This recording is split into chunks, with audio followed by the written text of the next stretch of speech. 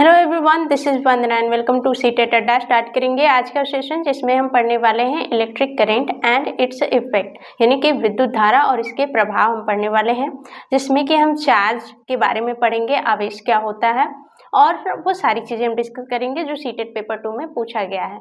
Charge हो गया, इसकी यूनिट क्या होती है, इसके टाइप क्या होते हैं और इलेक्ट्रिक फील्ड क्या होता है, इलेक्ट्रिक फील्ड इंटेंसिटी क्या होता है और चार्ज की उपस्थिति को या फिर उसकी अनुपस्थिति को कैसे हम मेजर कर सकते हैं, उसके लिए क्या इंस्ट्रूमेंट होता है और ओम्स लॉ जो कि 10th का टॉपिक है उसको भी हम डिस्कस करेंगे क्योंकि उससे क्वेश्चन पूछा गया है। इलेक्ट्रिक करंट यानी कि विद्युत धारा क्या होती है, उसकी यूनिट क्या होता है, इलेक्ट्रिक करंट को मेजर करने के लिए किस चीज़ की आवश्यकता होती है।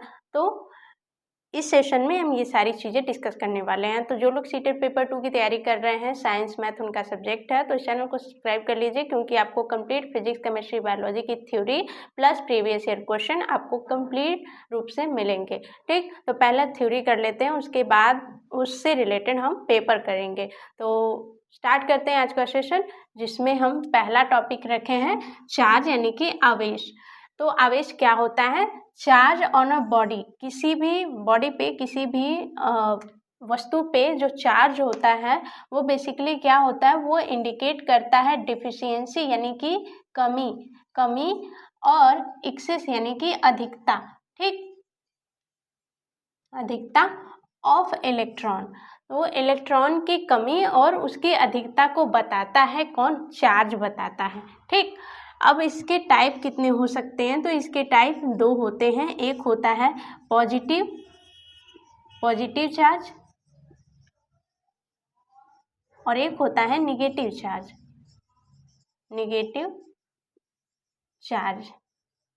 ठीक, अब कोई बॉडी है, उस पर अगर इलेक्ट्रॉन की संख्या ज़्यादा है, इलेक्ट्रॉन की संख्या क्या है? ज़्यादा है, तो वो क्या होगी? निगेटिव चार्ज होगी। अगर उस पर इलेक्ट्रॉन की संख्या कम है, इलेक्ट्रॉन की संख्या क्या कम है, तो वो पॉजिटिव चार्ज होगी। ठीक, और इलेक्ट्रॉन की संख्या कम है तो पॉजिटिव चार्ज होगी। लेकिन ये भी पॉजिटिव चार्ज और निगेटिव चार्ज दोनों क्या है? बराबर है, तो बॉडी क्या बोली जाएगी कि न्यूट्रल है। ठीक, अब इसकी राशि क्या होती है? ये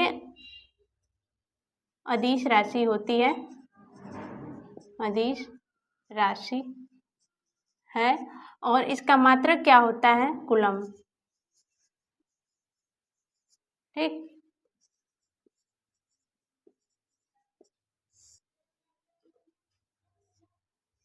कूलम्ब इसका मात्रक होता है। विद्युतदर्शी क्या होता है? इलेक्ट्रोस्कोप क्या होता है? इसका एक स्ट्रक्चर हम इस तरीके से बना लेते हैं।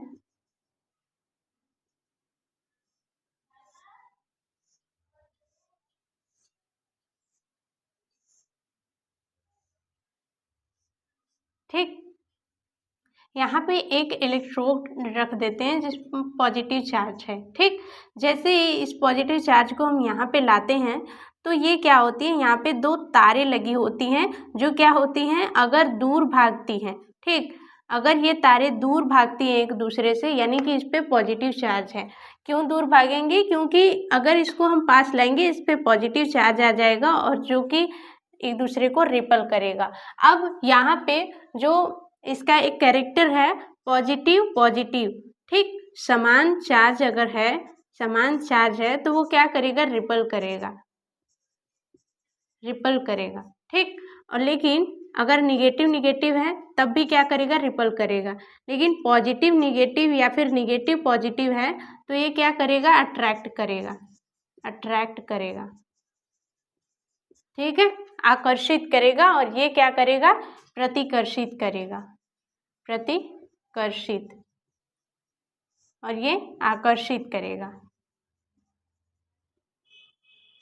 ठीक है, अब आ जाते हैं विद्युतदर्शी क्या होता है। तो विद्युतदर्शी क्या बताता है? किसी वस्तु पर चार्ज की या आवेश की उपस्थिति को बताता है। उपस्थिति को बताता है। ठीक, अब इलेक्ट्रिक फील्ड क्या होता है? इलेक्ट्रिक फील्ड यानी कि विद्युत क्षेत्र क्या होता है? कोई चार्ज है यहाँ पे, ठीक, कोई चार्ज है वहाँ पे, तो इसका कोई ना कोई तो क्षेत्र होगा। फील्ड से ही पता चल रहा है, फील्ड यानी कि क्षेत्र से ही पता चल रहा है कि जो चार्ज है उसका कुछ तो फील्ड होगा। जैसे हमारा घर होता है तो घर का कुछ तो एरिया होता है कि इतने में हमारा घर है। घर तो कहीं भी यहाँ पे है, लेकिन हमारा कुछ एरिया होता है कि इतने दूर में हमारा एरिया है।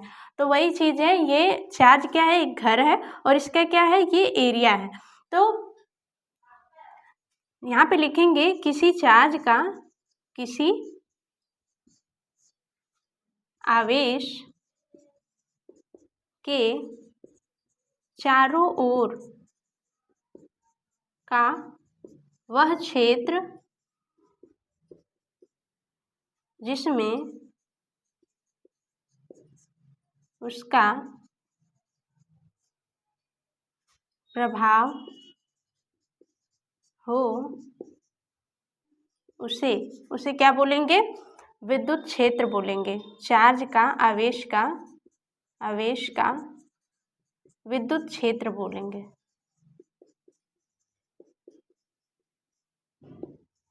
कहते हैं, ठीक।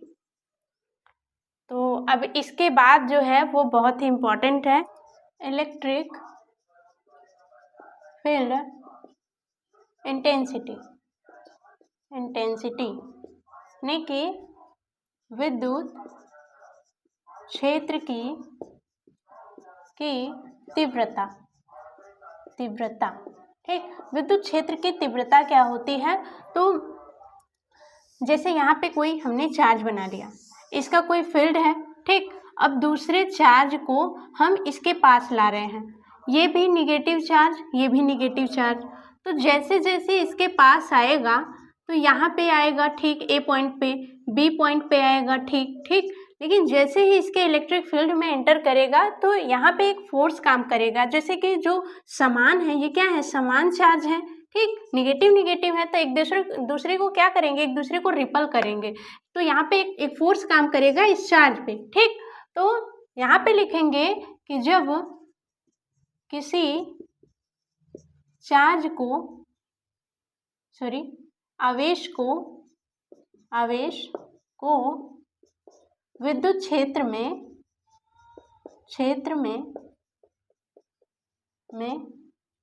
रखते हैं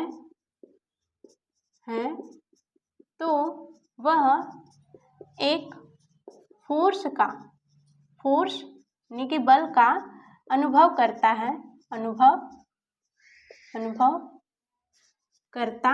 है। उस इकाई आवेश पर लगने वाला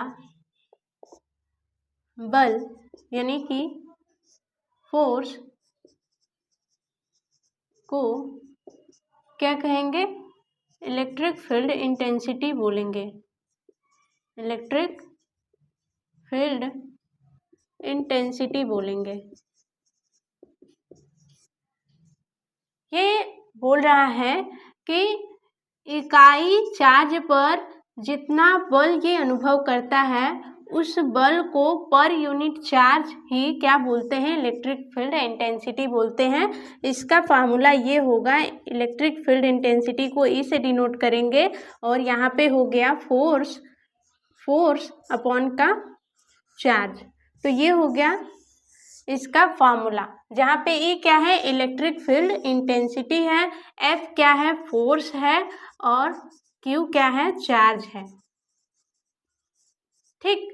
इसके यूनिट क्या होगी? फोर्स का यूनिट क्या होगा? न्यूटन होगा। चार्ज का यूनिट कूलम्ब होगा, ठीक। और इलेक्ट्रिक फील्ड का यूनिट क्या हो जाएगा? न्यूटन पर कूलम्ब हो जाएगा, ठीक। इलेक्ट्रिक फील्ड का यूनिट क्या हो जाएगा? न्यूटन पर कूलम्ब या फिर न्यूटन कूलम्ब इनवर्स हो जाएगा, ठीक। ये क्या है? ये क्वांटिटी कौन सी है? ये कौन सी राशि है? तो इसे सदिश राशि बोलते हैं, सदिश राशि बोलते हैं। अब इलेक्ट्रिक फील्ड इंटेंसिटी की बात हो गई कि इलेक्ट्रिक फील्ड इंटेंसिटी क्या होता है, कि ये चार्ज इस फील्ड में जाने पर जितने फोर्स का अनुभव करेगा उस फोर्स को पर यूनिट चार्ज क्या बोलेंगे, इलेक्ट्रिक फील्ड इंटेंसिटी बोलेंगे। और फोर्स अगर बढ़ेगा, फोर्स क्या होगा, अगर बढ़ेगा तो इलेक्ट्रिक फील्ड इंटेंसिटी भी बढ़ेगी। फोर्स अगर घटेगा तो इलेक्ट्रिक फील्ड इंटेंसिटी भी क्या होगी, घटेगी। ठीक, इलेक्ट्रिक करंट यानी कि विद्युत धारा के बारे में हम क्या पढ़ेंगे। विद्युत धारा क्या होती है, इसका हम यहाँ पे फॉर्मूला लिखेंगे Q/T। विद्युत धारा का ये फार्मूला है। ये क्या बता रहा है, charge flow per unit time, यानी कि या फिर बोल सकते हैं चार्ज फ्लो पर सेकेंड, ठीक, या फिर बोल सकते हैं आवेश प्रवाह की दर को विद्युत धारा बोलते हैं, धारा कहते हैं। ठीक, किसी भी परिपथ में बोल सकते हैं, यहाँ पे आगे लिख लेंगे, परिपथ में आवेश प्रवाह की दर को विद्युत धारा कहते हैं। ठीक, कोई भी डिफिनेशन लिख सकते हैं। इकाई समय में प्रवाहित होने वाले चार्ज को या फिर इकाई 1 सेकेंड में प्रवाहित होने वाले चार्ज को धारा, विद्युत धारा कहते हैं। या फिर आवेश प्रवाह की दर को, rate of flow of charge को ही क्या बोलते हैं, विद्युत धारा बोलते हैं। इसका यूनिट क्या हो जाएगा, इसका यूनिट होगा एम्पियर। ठीक, जैसे कि बोलेंगे किसी भी परिपथ में 10 एम्पियर की करंट फ्लो हो रही है तो I इक्वल टू क्या लिखेंगे, 10 एम्पियर लिखेंगे। ठीक, अब यहाँ पे आ जाते हैं, ये तो यूनिट हो गया। लेकिन अगर कोई पूछ दे कि करंट को मापते कैसे हैं किसी भी सर्किट में, यहाँ पे कोई सर्किट हमने बना दी। ठीक, यहाँ पे कोई हमने सर्किट बना दी जिसमें हमने क्या लगा दिया, एक बैटरी लगा दी, और यहाँ पे हमने एक स्विच लगा दिया। तो क्या ये क्या बता रहा है, यहाँ पे हमने एक बैटरी लगा दी और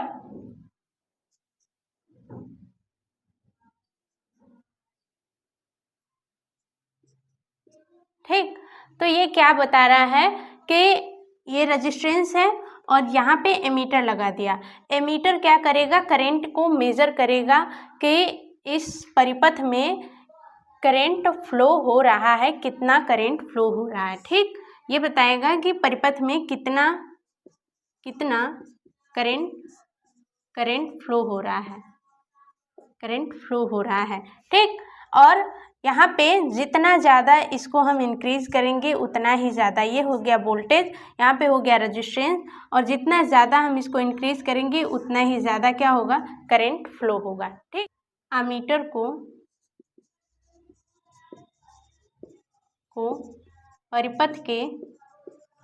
परिपथ के श्रेणी क्रम में लगाते हैं, श्रेणी क्रम में लगाते हैं। ठीक, तो ये हो गई विद्युत धारा की बात, जिसका यूनिट होता है एम्पियर, और इसको मापते किससे हैं, एमीटर से। ठीक, मापते हैं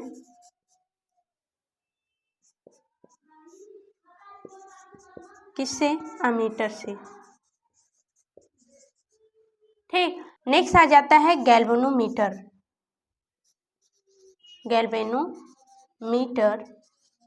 ठीक, जिसे हिंदी में भी यही लिखते हैं, गैल्वेनोमीटर। तो गैल्वेनोमीटर का काम क्या होता है, यह बताता है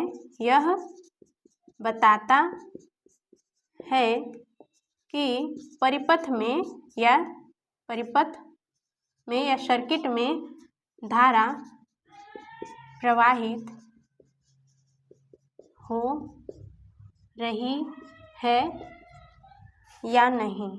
या नहीं। बेसिकली ये परिपथ में धारा की उपस्थिति को बताता है कि धारा प्रवाहित हो रही है या नहीं। ये कुछ इस तरीके का एक बोल सकते हैं कि इंस्ट्रूमेंट होता है, जो कि